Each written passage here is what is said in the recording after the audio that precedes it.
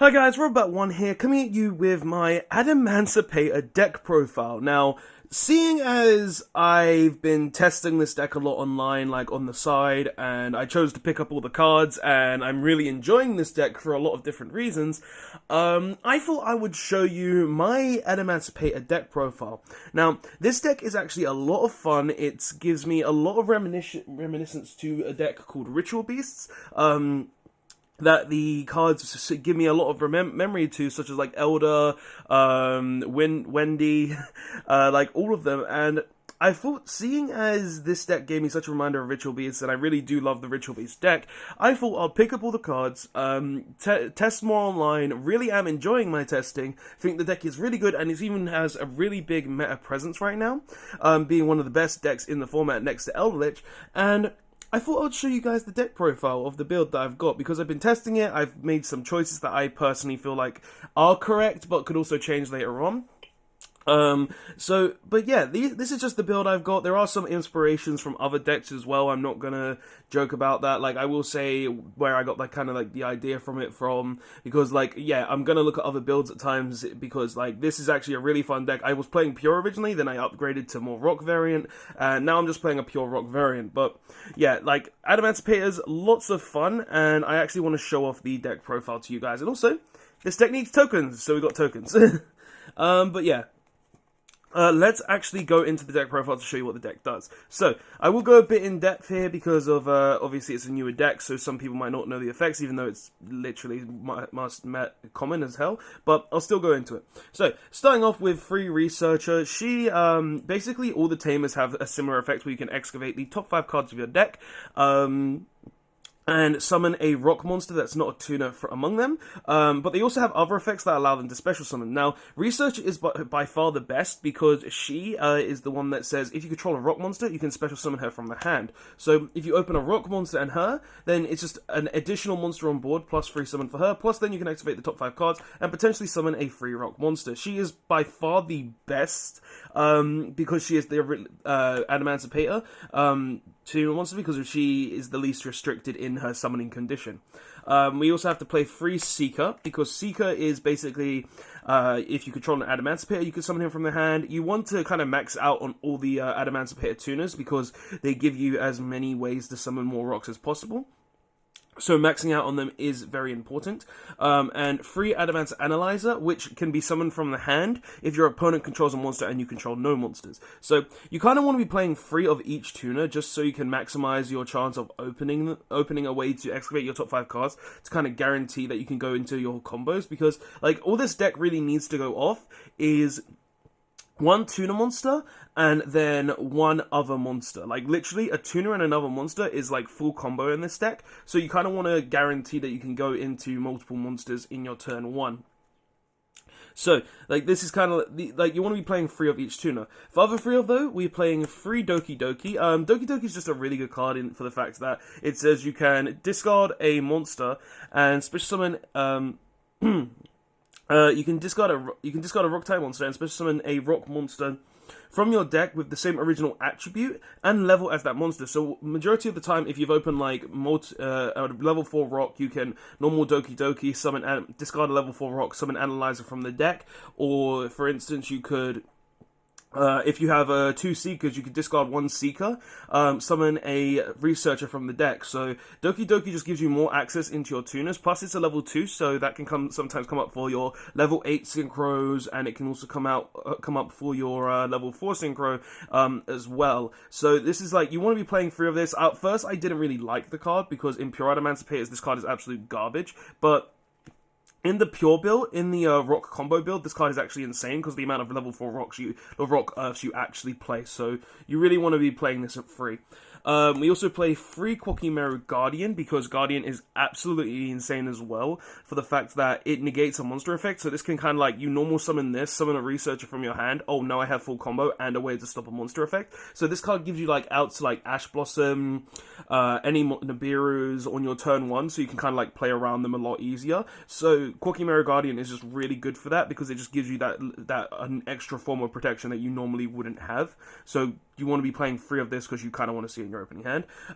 2 Tackle Crusader. Now, I was not aware of how good this card was until I saw Gabriel Natz's build, because this card is actually really insane. Now, before this, I was playing the Go-Go slash Dododo in 1 Gigas and 1 Dododo Dwarf.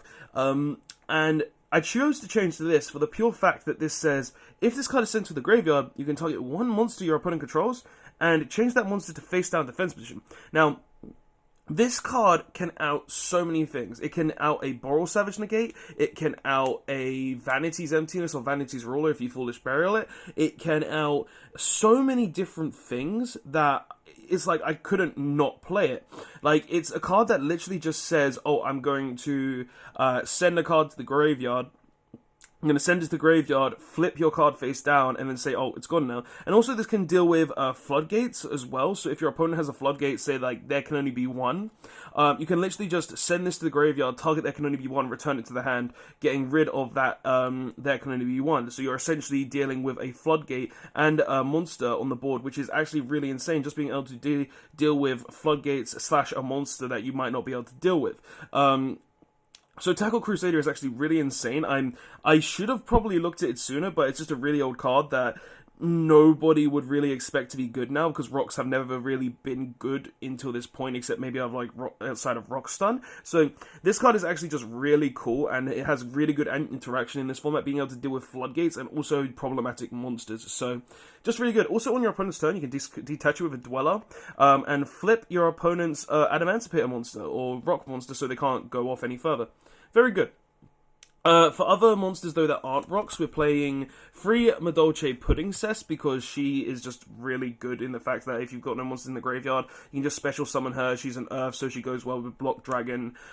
She's just a free level 4 summon that I'm kind of going back and forth between 2 or 3, because there's another card that I play, but that you could potentially play at 2 or 3 as well. But I'm kind of going with her at 3 because she's level 4. And the other card that I'm going between 2 and 3 of is Tenyi Adhara. Now, the reason I'm going between these two cards at 3 is because Petting Cessor, the difference between these two cards is this one can only be special summoned if you have no monsters in the graveyard, whereas this can be summoned if you control no monsters, and also if you control any normal monsters. Now, the difference between these two cards are that this is level 4, this is level 1. Now, the reason I'm currently on her at 3 is because she is a level 4. That's the complete reason. But the reason I kind of want to put this at 3 as well is because, as I said at the beginning of the video, a tuner plus any other monster is full combo in this deck 9 times out of 10. So I'm kind of like 50-50 on these two cards, because like this is really good because it's level 4, so it can let me make my big sync, it can make me go into Rex 4 plays, it can make me go into Gallic Granite, it can make me go into any tuner plays, it can make me go into other plays that I wouldn't be able to make. But this allows me to go into like Needle Fiber and stuff, which also allows me to go full combo from there. So it's just like, it's something that I'm like 50-50 on. I've currently decided to go this way though, just because she has more utility on turn 1, whereas Adhara doesn't really have as much utility on turn 1 because he's level 1. So I've just kind of chosen this route. Like, the reason I was playing this at 3 and 3 though, but I chose to put in something else as well, just to kind of like guarantee the combo a bit more. So yeah, it's just like, I kind of want to play 3 of this, I kind of want to play 3 of this, but I'm not sure which way I want to go. Currently, this is the way I'm going, but it could change later on. We're also playing 2 Block Dragon, because this card is absolutely insane. Being able to banish 3 Earths from your hand or graveyard, special summon himself, and if he's sent to the graveyard, then you just go ahead and add 3 rock monsters from your deck to your hand that equal level 8. So, Researcher, Seeker, and any level 4. There's no reason not to play this. I wouldn't play this at 1 though. Because like you kind of want to see it, but I wouldn't play at 3 either, because on turn 1 you do want to see it, but you kind of want to have more combo cards as well. So you can't, because like you can get to this card very easily in your normal combo through like Gallic Granite and stuff. So you don't really need to care if you play 3 of this. So I feel like 2 is the correct number, just in case also you get like Called by the Grave or something. Then this card can just be a lot more safer as well. So also there are so many ways to get to this card that 2 just seems like the right number to me. For other one-ofs though, we're playing 1 Mecha Phantom Beast O-Lion, because it is the card we will most likely be summoning off of our Needle Fiber, because it makes a token. 1 Gallic Granite, because Gallic Granite is just a free summon, and you will be searching it off Block Dragon 9 times out of 10 to get an extra level 4.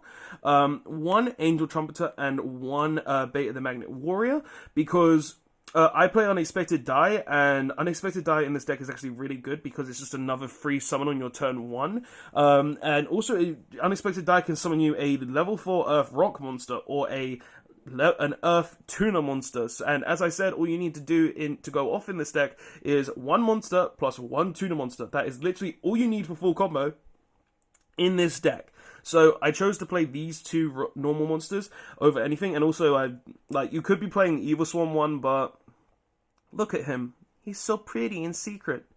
But yeah, so that's all the monsters though.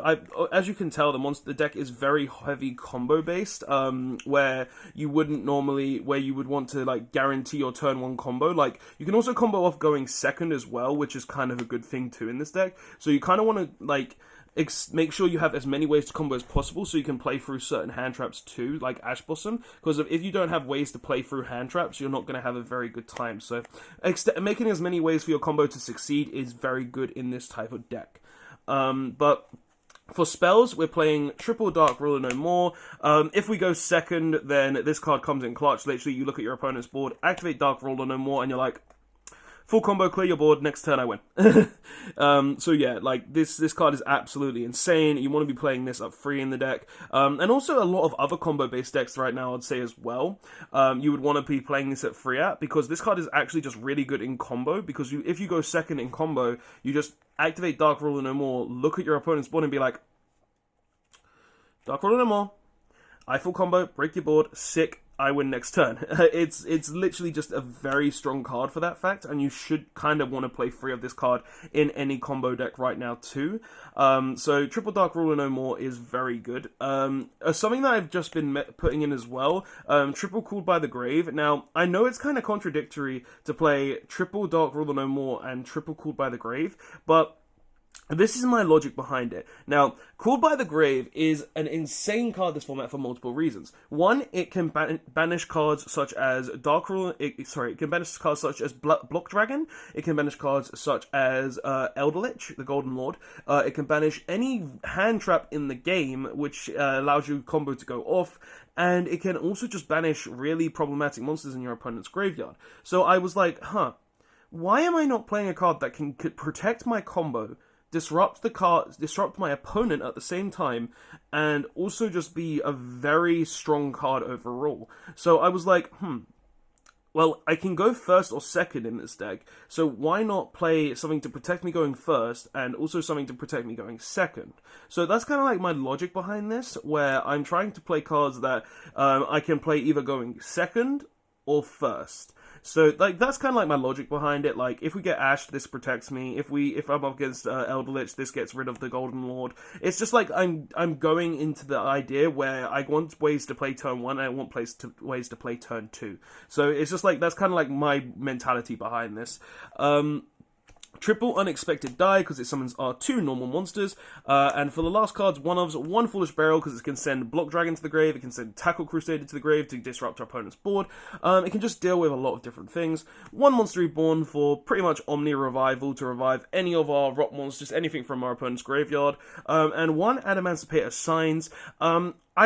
I'm kind of back and forth between playing more Signs in this deck, because Signs is just Monster Reborn for your entire deck, pretty much.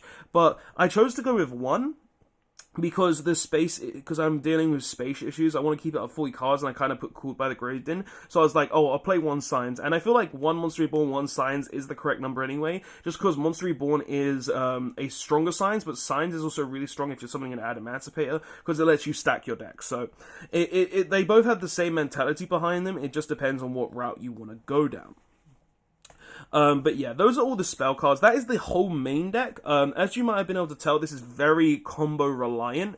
As I said before, like, this is basically a combo rock deck, Adamancipator is, but, like, literally, you rely so much on your tuner monsters in this deck that you kind of want to be very strong on this deck, and if you don't excavate a rock monster, that's just upsetting. So, and I also recommend, if you're playing this deck, and you want to make changes, do not go less than 9 rocks in your deck, outside of your tuners, because literally you want as many ways to search, you want as many ways to excavate a rock monster as possible, so playing 9 just pretty much guarantees that you're going to excavate a rock monster.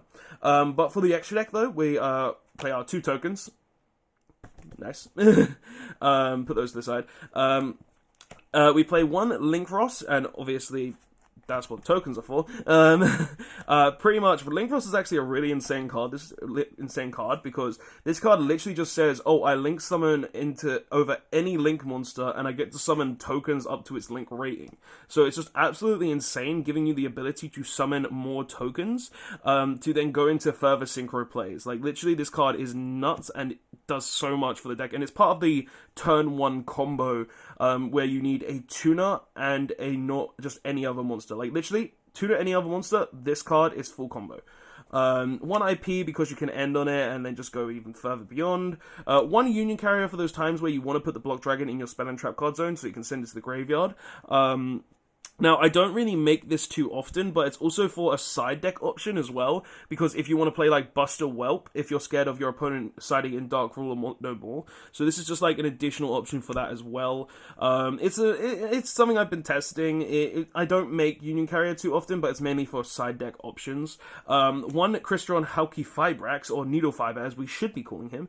And he is basically, goes along with the Link Ross, where you make the Needle Fiber, summon a O-Lion, then you make the Link Ross, summon 2 tokens, summon a token or 2 tokens. The full combo is just 1 token though. Make the Synchro monster that can revive a tuner from the graveyard, and then O-Lion makes his token level 3, and then you make the Adamancipator Synchro level 6 that is someone that excavates. So, full combo just with a tuner and a non-tuner. So, Halki Fibrax, absolutely insane in this deck. 1 Asua, Usua, I think that's how you pronounce her name. Now, I'm playing this because she actually comes up quite a bit in my testing. Now, I constantly wanted a Link monster that was basically generic enough where I could literally just, oh, I need this additional spot to kind of, like, link off to do something else. And in my testing, I kind of found that Asua came up so much that I kind of had to just include her in the deck. So we're playing 1 of her because she just gives you additional ways to go through your combo when you kind of get stuck at a point. So Asua is just really nice in that fact as well. 1 Nightmare Unicorn IP is there. This is kind of like a removal for anything, and if you can make it during your opponent's turn a lot. 1 Appaloosa, because Appaloosa literally says 4 negates, 3 negates, hey! 1 Boral Sword for OTK potential. 1 Abyss Dweller because graveyard effects exists and we want to stop graveyard effects.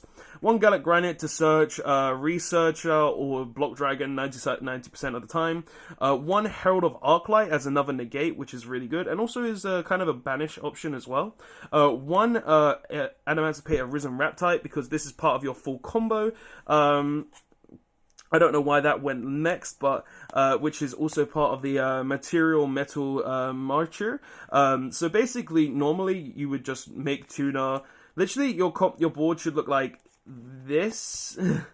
This with like a level 3 tuner and the O-Lion back if you'll do your first turn 1 combo. So literally, this combo is insane. I'll do a combo video as well for this deck, but let's finish the deck profile first. 1 Adamancipator Risen Dragite, because this card says literally excavate 5 rocks, return 5 cards to your opponent's hand. And also is a spell and trap negate if you've got War in the Grave. And finally, 1 Boral Savage, because Boral Savage is just an insane card, and being able to make this as an Omni Negate along with Appaloosa and Herald is absolutely insane. So, yeah, that is the deck though, guys. I've been testing this deck quite a bit. I feel like I've come up with a very decent build that's kind of like amalgamation of things that I've kind of been testing, mixed with what could potentially come in and come out. Now, if you guys think there are any changes you would make to the build, though, please say in the comment section below, because I'm always trying to improve this deck, and this is something that I'm really happy with and really looking forward to play when locals reopen. So yeah, if you guys enjoyed the deck profile, though, tell me your thoughts in the comment section below. If you like the deck, if you think you would change anything, tell me in the comment section below. Don't forget to like the video, subscribe to the channel to see future Yu-Gi-Oh content, including the combo video that will be coming up probably Friday.